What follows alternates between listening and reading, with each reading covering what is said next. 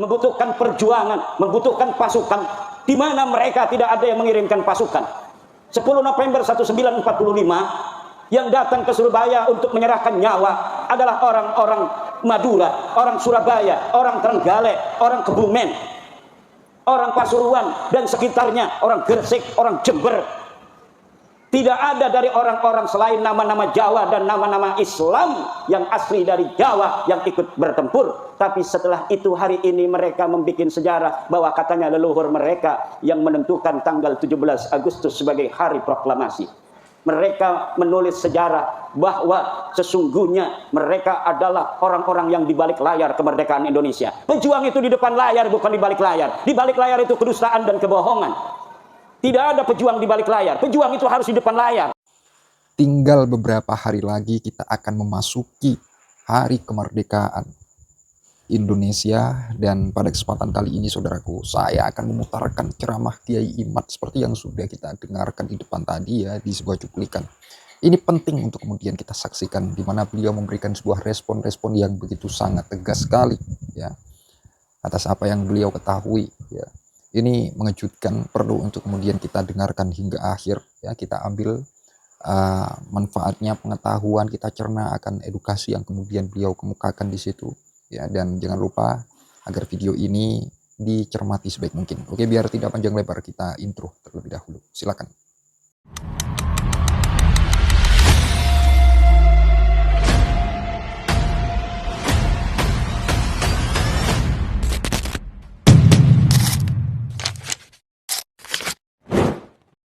Ada orang-orang yang tidak bahagia dinas oleh Al-Quran. Coba baca dalam Al-Quran, ada orang-orang yang dinas oleh Al-Quran tidak akan bahagia. 1. La yuflihul kafirun, la yuflihul zalimun, la yuflihus sahirun. Tidak akan bahagia orang-orang yang kafir, tidak akan bahagia orang-orang yang zalim, tidak akan bahagia orang-orang tukang sihir, tukang merubah sejarah. Sihir itu, sahir itu tukang merubah sejarah. Menina bobokan pikiran orang untuk tidak sesuai dengan yang sebenarnya. Merubah-rubah sejarah Indonesia yang merdeka oleh Insinyur Soekarno, oleh Mbah Hasyim Asy'ari, Mbah Wahab Hasbullah, Bisri Sansuri, ulama-ulama Nusantara, pejuang-pejuang Nusantara, sekarang dirubah katanya hari penetapan 17 Agustus 45 oleh Kabib. Ini perubahan. Tidak ada dalam sejarah masa lalu. Tidak ada di dalam kemerdekaan kita, di dalam merebut kemerdekaan dari penjajah Jepang, dari penjajah Belanda. Cerita orang-orang kabib-kabib berjuang untuk NKRI teu aya ora ono. Tapi hari ini sejarahnya ditulis seperti itu. Apakah orang-orang Sendang Agung akan membiarkan sejarah leluhurnya di masa lalu dirubah oleh orang-orang zalim, oleh tukang-tukang sihir, menyihir dengan merubah sejarah? Itu lebih kuat daripada melet perempuan. Mana? PW ini ajian peletnya udah dikasih, jangan macam-macam. Melet perempuan itu paling manfaatnya untuk dirinya dan mafsadatnya untuk perempuan yang dipelet itu. Tapi kalau merubah sejarah, memelet sejarah, mensihir sejarah, 7 turunan bahkan sampai kiamat kita akan dijajah oleh yang merubah sejarah kita. Ketika mereka di zaman-zaman membutuhkan tenaga, membutuhkan darah, membutuhkan perjuangan, membutuhkan pasukan, di mana mereka tidak ada yang mengirimkan pasukan. 10 November 1945 yang datang ke Surabaya untuk menyerahkan nyawa adalah orang-orang Madura, orang Surabaya, orang Trenggalek, orang Kebumen, orang Pasuruan dan sekitarnya, orang Gresik, orang Jember. Tidak ada dari orang-orang selain nama-nama Jawa dan nama-nama Islam yang asli dari Jawa yang ikut bertempur. Tapi setelah itu hari ini mereka membuat sejarah bahwa katanya leluhur mereka yang menentukan tanggal 17 Agustus sebagai hari proklamasi. Mereka menulis sejarah bahwa sesungguhnya mereka adalah orang-orang yang di balik layar kemerdekaan Indonesia. Pejuang itu di depan layar, bukan di balik layar. Di balik layar itu kedustaan dan kebohongan. Tidak ada pejuang di balik layar. Pejuang itu harus di depan layar. Seperti Kiai Zainun membuka pondok ini dengan kakaknya Kiai Patah Hasan yang luar biasa, doanya sampai menembus langit tadi, mendoakan kita semua yang hadir. Itu ibu-ibu lagi didoain oleh Kiai Patah Hasan, semoga ibu-ibu banyak duitnya. Itu ibunya diem aja makan snack, padahal lagi didoain kaya raya. Didoain semoga anaknya jadi kiai, jadi camat, jadi bupati, jadi gubernur, jadi presiden, jadi ketua PBB sekalian. Kenapa? Karena kemuliaan kita sebagai manusia ditentukan oleh Allah, bukan berdasarkan siapa keturunan kita. Dan ini yang sedang dibodohi, sedang disihir oleh mereka, bahwa kemuliaan itu hanya berdasarkan keturunan. Orang yang berketurunan mulia, merekalah yang akan mulia. Orang yang sudah keturunan budak tetap selamanya akan jadi budak sampai hari kiamat. Nah, itu iya lain ajaran Islam. Iki dudu ajarane Islam. Ini ngomong Jawa Sunda karena ada orang Sunda juga tadi. Assalamualaikum, saya dari Pandeglang katanya. Biarin dia doang tuh yang ngerti bahasa Sunda. Juga ada kiai teman saya dari Petir ini rupanya. Masya Allah. Sehat kiai. Ini khas merah putihnya ini tuh ada di belakang tuh.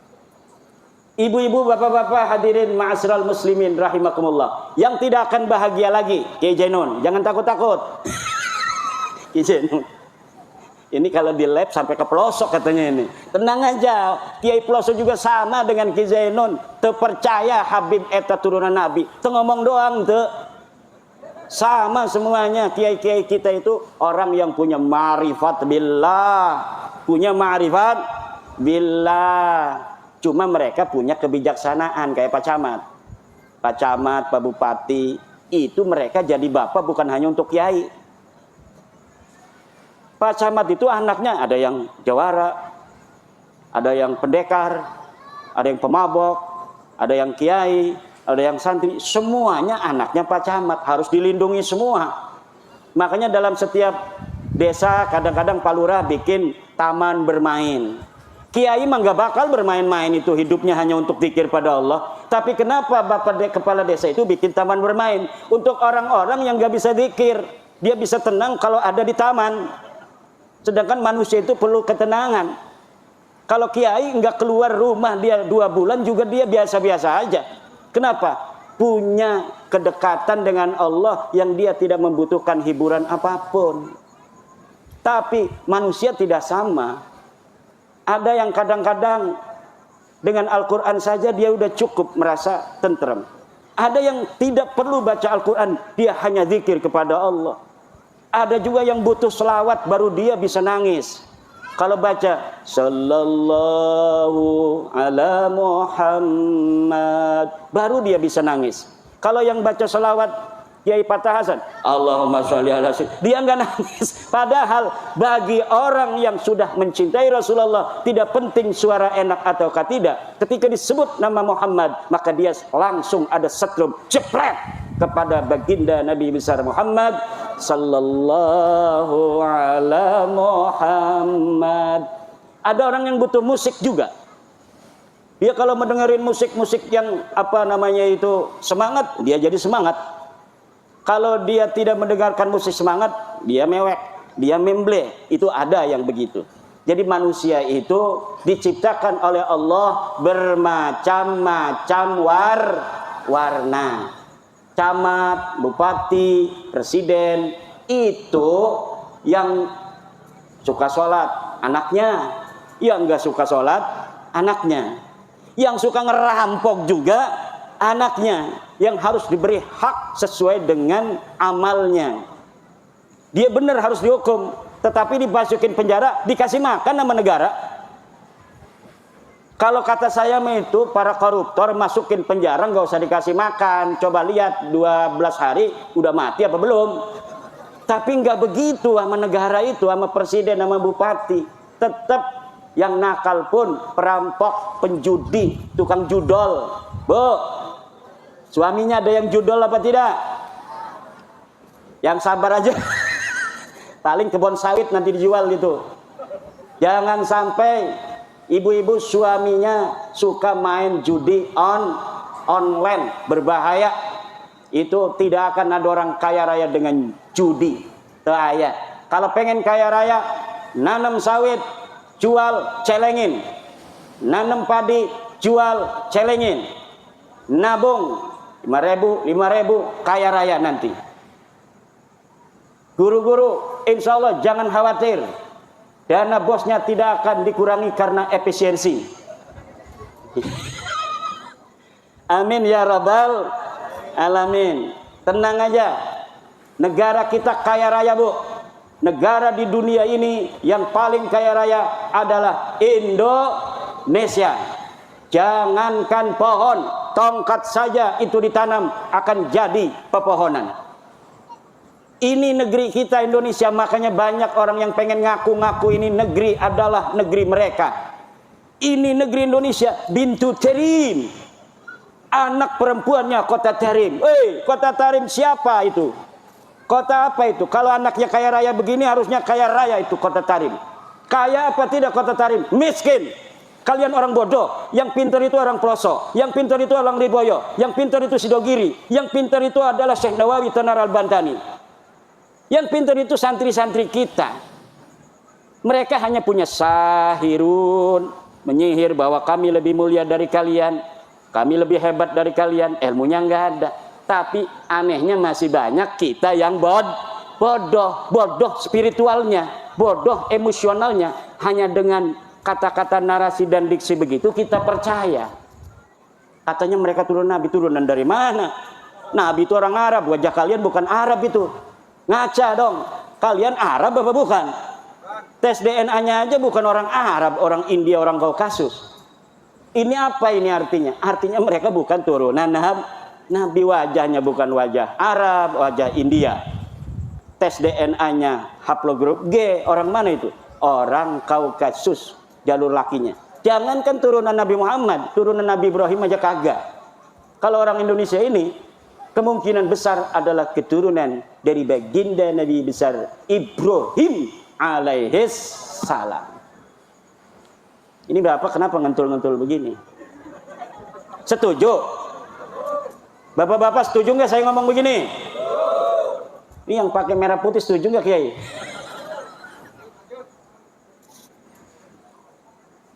Tapi lanjut-lanjut udah jam 12.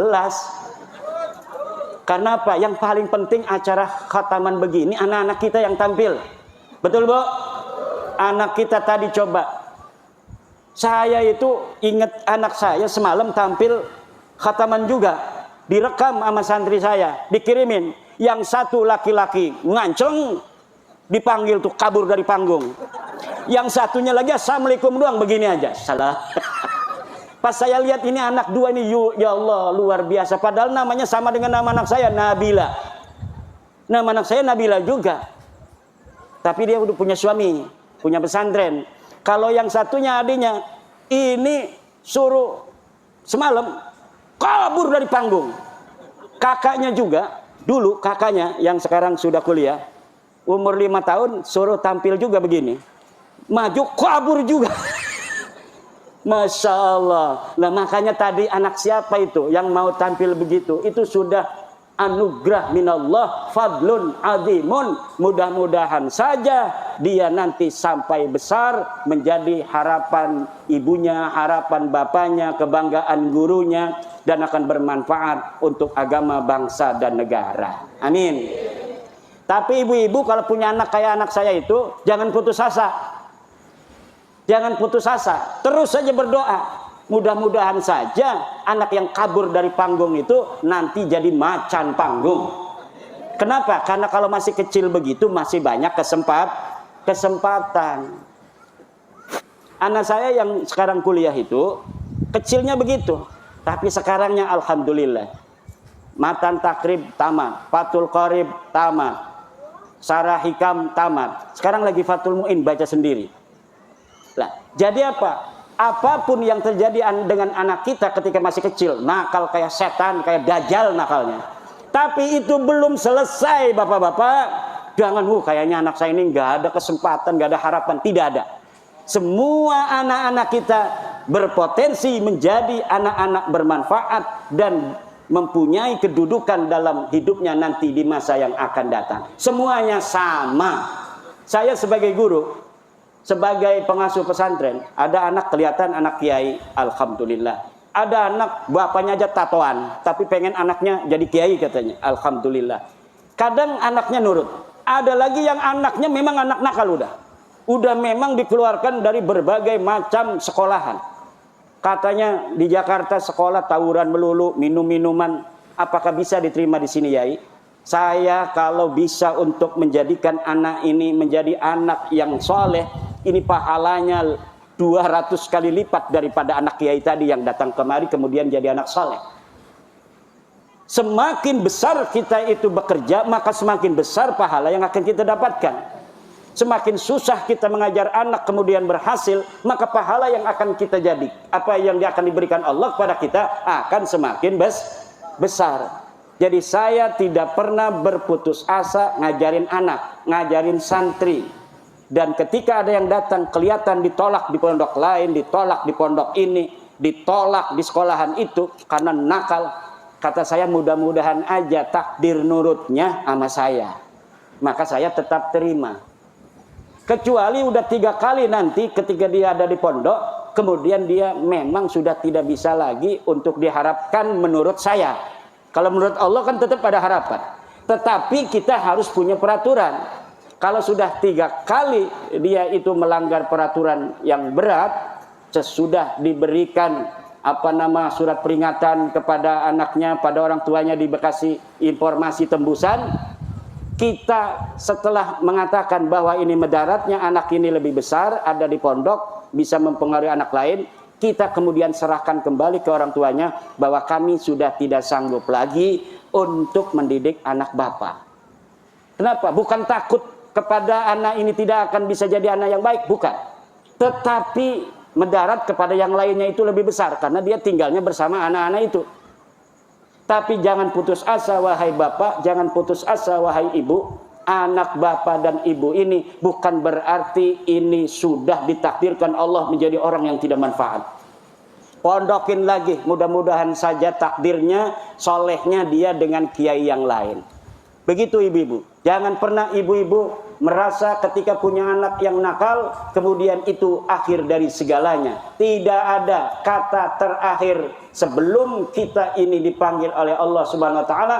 Potensi kebaikan semua manusia itu sama. Ini kita yang sekarang jadi santri, jadi kiai, ini belum aman, Pak. Harus hati-hati. Harus aman dan iman.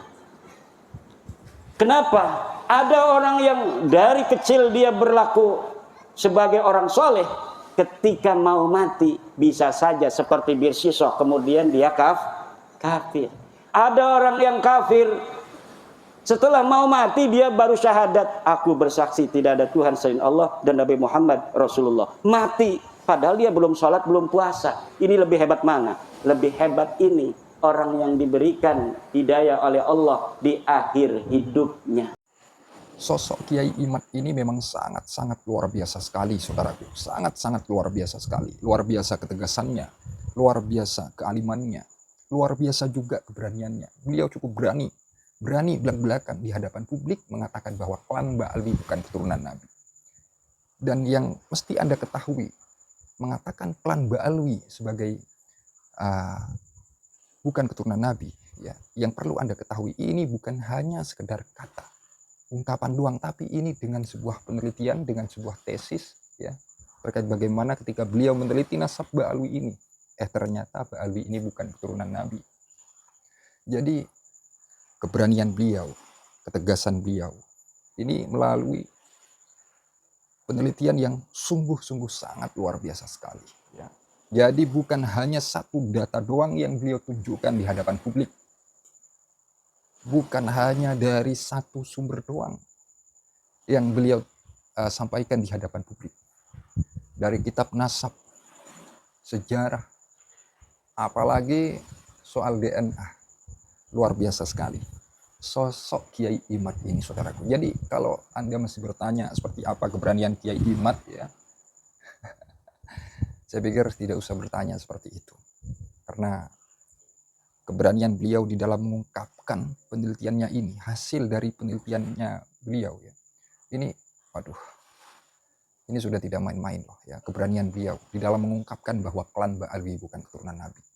Tidak hanya sekedar itu yang beliau komentari, tidak hanya sekedar nasabnya. Ya, mungkin teman-teman yang sering dengarkan ceramah beliau, ya, mungkin sudah tahu banyak hal akan hal apa saja yang kemudian pernah sampaikan, ya, di salah satu ceramahnya, pidatonya, penyampaiannya. Luar biasa pokoknya beliau ini, ya. Ketegasannya sudah tidak main-main lagi. Dan mungkin saya rasa sudah cukup. Itu saja yang dapat saya sampaikan, itu saja yang dapat saya kemukakan pada kesempatan kali ini.